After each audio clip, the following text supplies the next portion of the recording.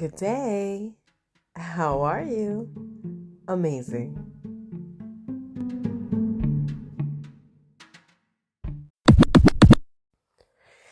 Today I want to discuss with you change. Change? No, I know change is hard. Change is really complicated. Some people really do well with change. Some people cannot stand change. And the funny thing is, I'm a person that I always embrace change. If you know me, like every 4 to 5 years, I get the itch to move or change my location. And that's because I like adversity, diversity. I like different things, dynamic new embraces. Um, and we're gonna dive into this today because a lot of times when I talk to people about change, they have fear.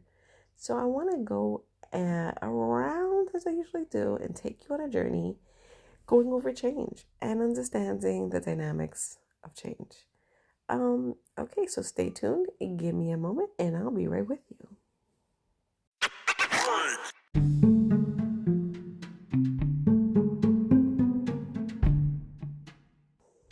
Recently, I had a little baby girl, and I'm laughing because I like to say I'm adding her to my collection because now I have four babies. Well, in my room, I had my I had my bed facing the TV, and our room is like a rectangle. So on the length of the room, the bed was facing the TV. But then my baby started crawling, and honestly, I have a busy home now, and I don't want my baby crawling in the general space where we all hang out. I mean, she's using her walker. She's doing an amazing job. That's true, all true. But I want her to have like a closed space. So, when we moved to our new place where we've been here, this going on our second year, I really didn't nest. I was pregnant. I was just, let's just move. And here we are. But now that I'm able to focus and think clearly, I said, I really want to change the room. So my husband is funny at this point where he's like, whatever, do whatever you want that makes you happy. And he's the best because when you have a supportive husband like I do, you can get away with trouble. You really can. So, but anyways, with my son's help, we all chipped in and made it work. And now I'm very excited to say this change has worked out.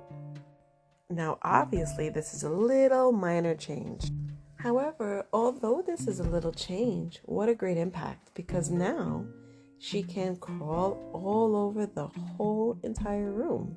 And I can feel totally safe about it because obviously my home is clean and I vacuum the carpet, But this is an example of a small change where it's feasible.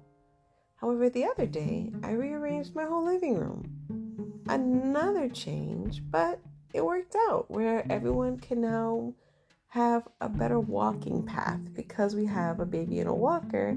I have to make sure her travel and journey is safe. So these are examples of small changes. However, the big life changes, those are the things that can really be daunting on a person. So some people do have difficulty with changing the way their bedroom is, and that may be a big change for them. But a life change could be maybe moving to a different city or moving to a different location or changing jobs or changing schools. Those are life-changing events.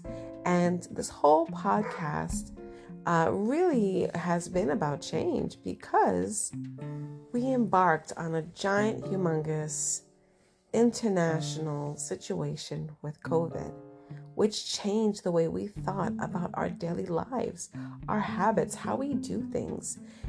For some examples, just on business facts, right?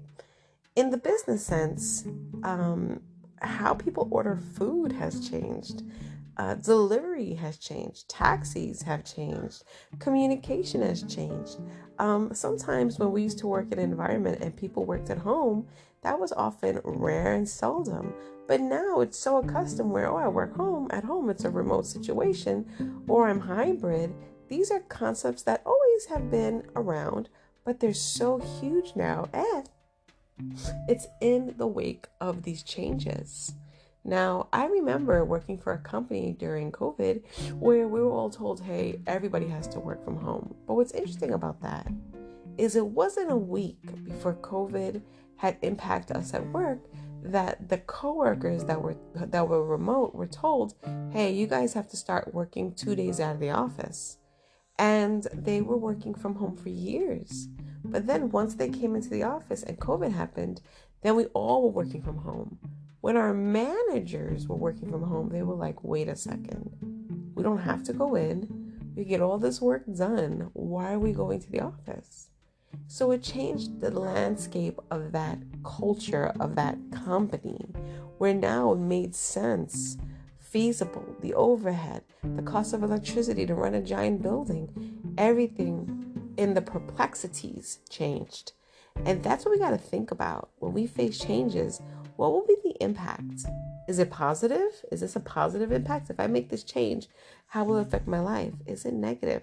Here's a small example of change. Here's a very small, tidy one. When I came to Florida, I was pretty much doing consultant work, but then I decided to become a teacher just because I wanted to be part of my children's life and really not just be on the outside of the fishing bowl, but inside the fishing bowl. So I decided to engage on this new change of adventure. And if you know my personality, that's how I pretty much am. So when I took on the quest, I was heavy. I weighed a little bit more than I was comfortable with. And I was kind of not happy about that. But I took on the job and I said to myself, well, here's an opportunity where I can change my habits, my lifestyle, my movement. I noticed that in people's classes, teachers would be sitting down and directing the class from sitting down at a desk. And I'm not that type of person. I'm very engaging. I like to move around, talk to people, and really have a student-centered environment. So I decided I don't want a chair. Plus, the chair that was in my room, I fell off. And I was like, this is uncomfortable. So I got rid of the chair, physically removed it from my room. So all I had was my students' desks and their chairs, and I had a podium desk where I stood at my podium. Every single day, I would do 8 classes a day standing at my podium. Well, I noticed something very interesting. I lost about 10 to 15 pounds not doing anything else but just standing in the room. Then I started, remember I was a consultant, so I just came from a position of being remote and sitting. And before that, I was hybrid. I was doing both, right? So now I'm running around the classroom, I'm engaging, I'm jumping around because I'm very animated. And then we have an elevator in our building. So a lot of people took the elevator, but I wouldn't. I would take the stairs. I would tell my students I'll race you to the top. And then I would time myself because I like to give myself small goals, physical challenges. This is just who I am. So I would say, I wonder how much time it would take for me to run this campus. So I would go from building to building, campus to campus, section to section across the football field. And the first time it was like 3 minutes. But I proved to myself that I can go anywhere in the whole campus under 2 minutes. That was such a big challenge, but it was a change. All these changes after that first semester, I lost 45 pounds. But I didn't change my eating habits. I didn't change my diet. I didn't change. All I changed was my activity. And that's the funniest thing. When you have changes that you enjoy, sometimes you have positive outcomes. Now, speeding up to right now, I love basketball and my kids love basketball. And you know what? I'm not the best basketball player, but as a kid, I always played basketball. So recently I said to myself, I'm going to give myself a new challenge. I'm going to start playing basketball again. And here's the challenge. You ready? One of my goals, I know, that at the end of the year, I will be able to do a layup and a dunk. Now, that's plan A. If I'm not able to do a layup and a dunk, my plan B will kick in, where I have conditioned myself the whole entire year playing basketball, and I will become a better basketball player. However, if I could do a layup or a dunk, I'm going to get a prize. My prize will be, I want to get a pair of foam runners. Now, if I'm not able to do the dunk, then I can't get my prize. So this is kind of like my mindset. And I've been working at it little by little, here and there, small changes in how I do things, running up the stairs a little faster, really focusing in my class with the basketball, holding the basketball, lifting the basketball, and bending. Because you have to get low to get a high jump. I don't know if you know that. But these little changes that I've embarked on has changed me physically, because now I notice that I'm able to bend low or reach high. And these little stretches, especially at my age, can really impact your day to day. Now, as you know, I have a new baby and I have 3 kids. We are up early in this house. When I wake up early, the first thing I focus on is baby's up, time to feed her, now get all the other kids up. However, I've taken all my little changes and activities and added it into my day. So now these little changes are impacting my outcomes all over the day. Now, big changes. This summer, I'm embarking on some brand new changes I'm so excited about. I can't tell you. One of the big changes is I've created a spinoff to our podcast that you're listening to called The Smarts. Let me just introduce this to you. So this current podcast is really geared towards women and men between the ages of 23 to about 55 and above. Although there are other audiences in the 65 to 75 age range, or in the teen age range, or the kid age range that have access to Spotify that do listen to my podcast, and I thank all of you. My podcast is also international. My podcast is heard through many countries all over the world, and I really appreciate all the support that you guys give me. And this podcast is really to demonstrate business and the journey, and discuss, just normal day-to-day issues of family life. That is really where our focus is. This new podcast is really directed towards kids in grades 6 to 12, or 5 to 12, or 5 to college, ages 12 to about 22. The focus here is their perspective, their journey. Are they academically inclined? Are they not? Why they choose not to do things that are academic? Are they athletic? And it really dives into small podcasts and then large group podcasts with streaming.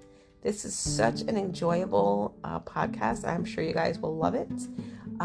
You'll see this coming out pretty soon. Right now we have 3 episodes out. We have our trailer, and we have 2 focus episodes about schools out for summer and how to get a summer job. Because right now we're going into summer, it's to focus there. But you will see a whole bunch of episodes coming up and a lot of kid engagement. These kids, they're amazing people in Florida who are very opinionated, and also none of our podcasts are scripted.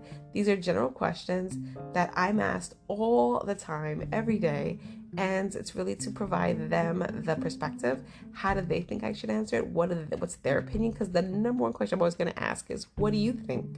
And I like to throw it back on them. Please stay tuned for this podcast. It's called The Smarts, SMARTZ, and it's available wherever you usually can hear podcasts. And what's wonderful about The Smarts, I just want to tell you, The Smarts, what it stands for is Sunshine Mastery in Academic Requirements, Tools, and Zeniths. It's basically a new podcast, and it's dedicated to guiding students through the complexities of academic success with precision and care. The number one things I just want to mention before I stop talking about this podcast is it's tailored to student needs. It has expert insight and advice. It has empowerment and guidance, and also this community engagement, which is timely and relevant content. Well, I hope that you will stay tuned, and I thank you so much for taking this journey full circle with me. Have an amazing, blessed day, and be well.